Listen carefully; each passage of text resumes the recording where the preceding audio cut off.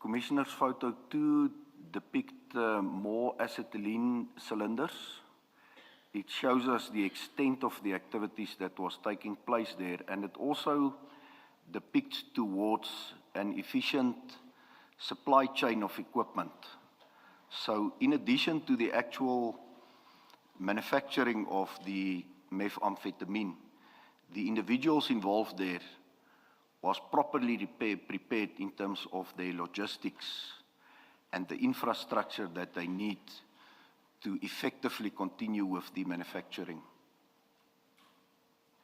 Thank you, General. And then photo 3.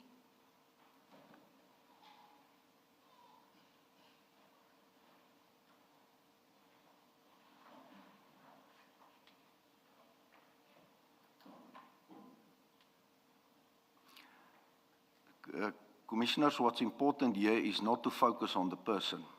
It's not one of the accused.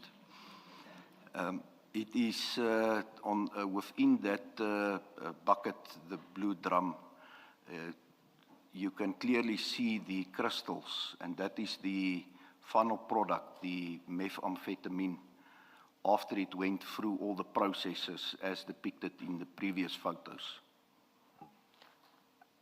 And 4 and then 5.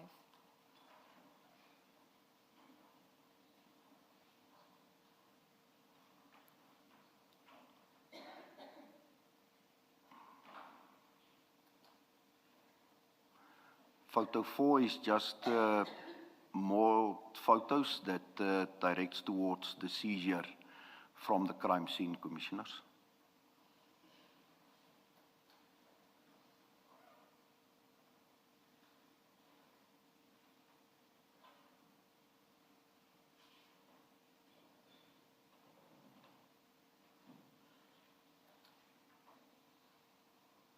And there's more evidence of the methamphetamine seized from that super lab, Commissioners.